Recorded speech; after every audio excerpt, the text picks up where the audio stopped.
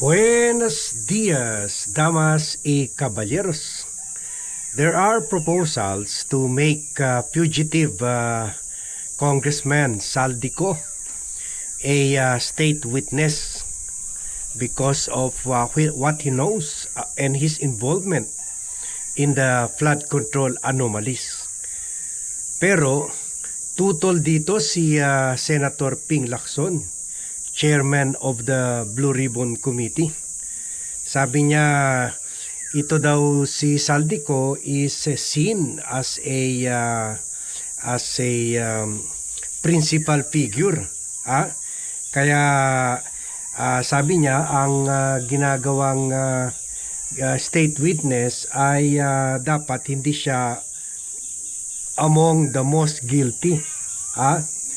Kaya sabi ni Ping, sa tingin ko, yung kanyang katayuan ngayon, medyo masikip. Maraming requirement para mag-qualify ka bilang state witness. Sabi ni Lacson,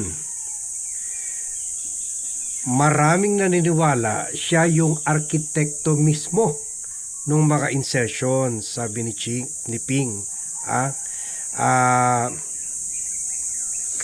Pero sabi niya, chief architect daw, pero kung sabi niya kung tatanggapin niya na magiging state witness at talagang ibubulgar niya yung mga katiwalian ng mga kasamahan niya sa Kongreso, Senado at Malacanang, sabi niya magiging explosive testimony ito. Sabi niya kung tatanggapin niya yung state witness, talagang sabog. Marami talagang madadamay. Yun. Yan ang view ni Ping Lacson. But we disagree with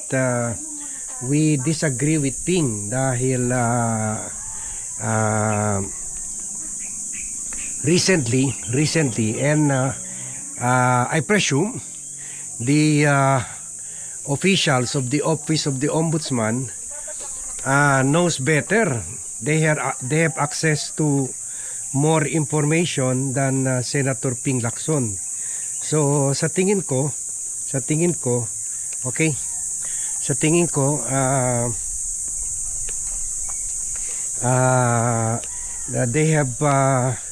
they have evidence that Ping Lacson have not seen yet. And that is why itong si Assistant Ombudsman Nico Clavano recently described Chis Escudero and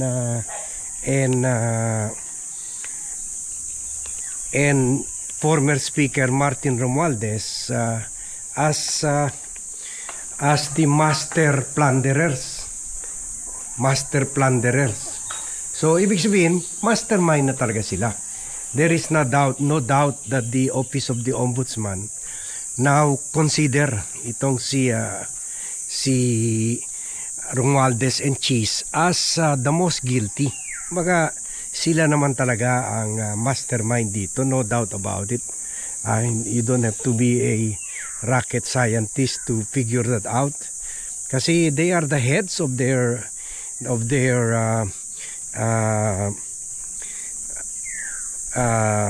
congressional offices. That's why nga inelect sila speaker and president. So mahirap talagang isipin na wala kang malay-malay itong si Romualdez sa nangyayari.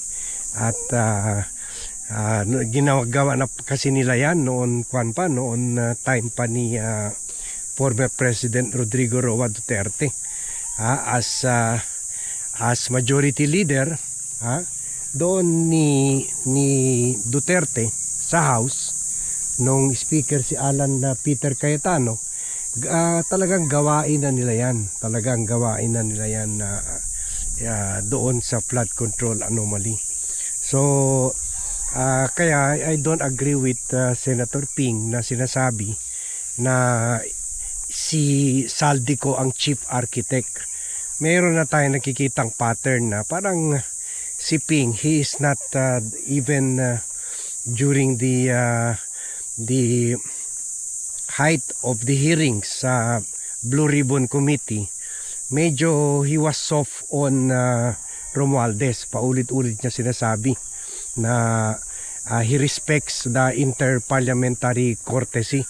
Pero he can make a stronger appeal sana. He could have made a stronger appeal kay Romualdez to honor the invitation sa Blue Ribbon Committee. At tingnan nyo, si Toby Tiangco umattend. Nung meron issue ng Chacha,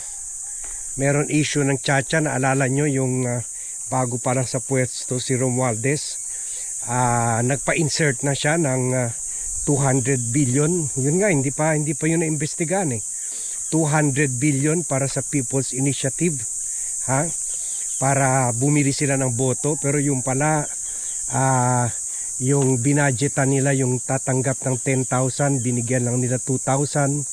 Yung binadgetan nila mga tao na tatanggap ng 5,000, binigyan lang nila 1,000. Kumbaga, ginamit lang pala nila yung chacha move para kumita Itong mga kongresista na ito. So yun, yun. Gawain yun ni Romualdez. Doon pa lang makikita na talaga na may pattern na talaga na pagnanakaw itong si Romualdez na ito. So, that time, naimbita rin yung mga kongresista at in fairness, kahit kinikriticize natin ito parati, pumunta sa House si now Senator Rodante Marcoleta. Doon nga na-lecturean siya ng isang constitutional expert on the Constitution. So pwede naman kung gusto. At sana hindi si Ping mismo ang paulit-ulit na sinasabi na nirerespeto niya yung interparliamentary courtesy. Alam na natin yan, pero sana he should have made a strong effort to appeal to Romualdez. So nakikita natin na hanggang ngayon hindi pa rin naniwala si Ping, or he refuses to believe. Ayaw lang niya paniwalaan. Ngayon, kahit in the face of the ombudsman promising to charge malversation and malversation of public funds and plunder cases against Romualdez, Ping is still convinced na hindi most guilty si Romualdez. Kasi kung i-classify talaga, like the ombudsman, i-classify talaga itong si Cheese at si Romualdez bilang mga masterminds, then that would make Ko an accessory. So talaga naman accessory lang si Ko, kasi pwede natin sabihin na ginamit lang ito ni Martin Romualdez. In-appoint siya sa Appropriations Committee dahil alam niya magaling ito magnakaw. In fact, nakita na niya contractor ito pero nakakuha ng 6.4 billion contract to supply computer sa DepEd during the Duterte administration, na mga overpriced na computer. So sana kung matino ito si Romualdez at wala siyang balak magnakaw, sana because of that case na pending sa Office of the Ombudsman, although itong genius na si Samuel Martires pinakamalinis daw at pinaka-genius sa Office of the Ombudsman, hindi isinama sa kaso itong si violation of the anti-graft law lang ang pinayag, invest plunder, kahit 6 billion ang involved. So hindi isinama sa kaso si Saldico. Pero yun sana, the fact na yung company ni Saldico may kaso, sana red flag na yun kay Romualdez, not to appoint or not to, kasi ang speaker ang may huling huling salita kung sino or pumili kung sinong gusto niya gawin na chairperson of the Appropriations Committee. Pero pinili talaga ni Romualdez kasi kapartner na niya ito sa Duterte administration pa eh. Pareho yan sila original DDS. Kapartner na niya ito sa nung majority leader siya sa House. So he made a conscious effort talaga para gawin chairperson of the Appropriations Committee itong si Saldico in spite the scandals, the financial mess he was in at the height of the computer scam cases issue. So makikita mo talaga na pinili niya talaga si Saldico dahil alam niya magaling magmaniobra para magnakaw. So it's really Romualdez. It's really Romualdez and cheese. Kahit gusto ni Saldico, pero kung ayaw ni Romualdez, wala mangyari. Wala mangyari. Kaya medyo tama rin si Frank Drilon. Kung gusto rin ni Romualdez pero ayaw ni President Bongbong Marcos, wala rin mangyari. Baka first year parang gagawin ito ni Romualdez. Ipapatanggal na siya sa House ni President Bongbong Marcos. Pero that's for another story.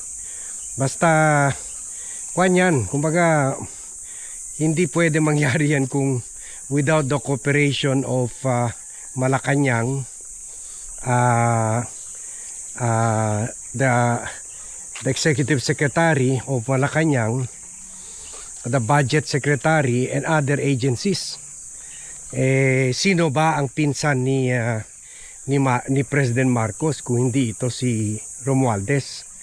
So kaya nangyari yan, kung hindi sila yung magkapinsan, kung ibang ginawa speaker, baka hindi siya masyadong magiging confident or malakas ang loob para magnakaw ng 2 trillion. Baka meron rin nagnakaw pero mataas na siguro mga 200, 100 billion ganun. Pero dahil pinsan siya ni Presidente, back up pa siya by the President or hindi inaaksyonan ni Presidente itong pagnanakaw. So yun, kaya successful yung niya, yung ginawa ni Martin since 2022. 2022. Yan. Kaya talaga, ang principal, ang mastermind talaga dito ay si Cheese at Martin. At that way, because sila ang mastermind, posible gawin state witness, pwede gawin star witness itong si Saldico. And I hope that will happen. Dami talaga mabulabog kung mangyari yan. It will be a pure chaos pero favorable sa taong bayan. Okay? So that's our take on this matter. Thank you very much everyone for watching. Thank you very much for joining me in this vlog. Good morning to all and see you in my next vlog.